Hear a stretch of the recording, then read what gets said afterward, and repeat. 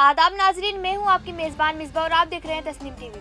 आज की हमारी इस खास पेशकश शख्सियत हिंद में हम बात करेंगे हिंदुस्तान की एक और अजीम शख्सियत के बारे में। जैसा कि आप सब जानते हैं, सुभाष चंद्र बोस हिंदुस्तानी तारीख के अजीम तरीन आदमी और बहादुर आज़ादी पसंदों में से एक थे। जब भी हम सुभाष चंद्र बोस का नाम सुनते हैं तो सबसे पहले जो चीज़ हमारे जहन में आती है वो है सुभाष चंद्र बोस का नारा, तुम मुझे खून दो मैं तुम्हें आज़ादी दूंगा।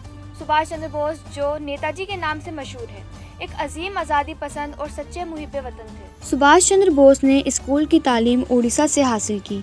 वो एक होनहार तालिबे इल्म थे। सुभाष चंद्र बोस ने 1918 में कलकत्ता यूनिवर्सिटी से फ़लसफ़े में BA ऑनर्स किया और बाद में वो मज़ीद तालीम के लिए सितंबर 1919 में इंग्लैंड चले गए। वहाँ उन्हें सिविल शुरू के लिए मुंतखब किया गया, लेकिन वो इंग्लैंड में रहकर बरतानवी हुकूमत की खिदमत नहीं करना चाहते थे। सुभाष चंद्र ने 1921 में अपनी सिविल सर्विस के मुलाजमत से इस्तीफ़ा दे दिया और हिंदुस्तान वापस आ गए। वो बचपन से ही स्वामी विवेकानंद और रामकृष्ण की तालीम से मुतासिर थे और सुभाष चंद्र बोस बरतानवी राज के खिलाफ आज़ादी की तहरीक में हिस्सा लेते रहे हैं। सुभाष चंद्र बोस छोटी उम्र से ही कौमी परस्त थे। वो अंग्रेज़ों के इम्तियाजी पॉलिसी के खिलाफ हमेशा गुस्से में रहते थे। मुल्क की खिदमत के लिए उन्होंने इंडियन नेशनल कांग्रेस पार्टी में शमूलियत इख्तियार की। सुभाष चंद्र बोस ने महात्मा गांधी की तहरीक अदम ताउन में शमूलियत इख्तियार की। बोस एक इनकलाबी आज़ादी पसंद थे। उन्होंने अपनी सतह पर मुल्क की खिदमत के लिए आज़ाद हिंद सेना की बुनियाद रखी, जिसके बाद वो कई इनकलाबी तहरीकों में शामिल हुए और 11 बार जेल जाना पड़ा। एक बार उन्हें बर्मा म्यांमार की जेल भेज दिया गया, जहां उन्हें तब तक का मर्ज लाहक हो गया।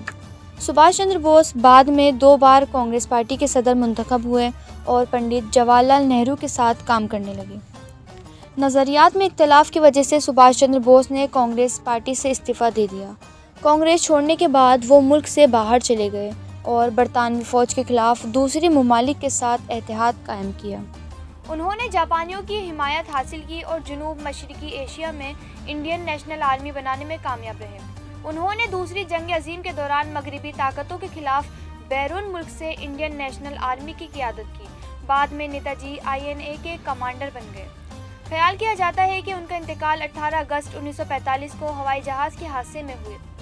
सुभाष चंद्र बोस अपनी आखिरी सांस तक मुल्क की आज़ादी की जद्दोजहद के लिए अंग्रेज़ों के खिलाफ लड़ते रहे।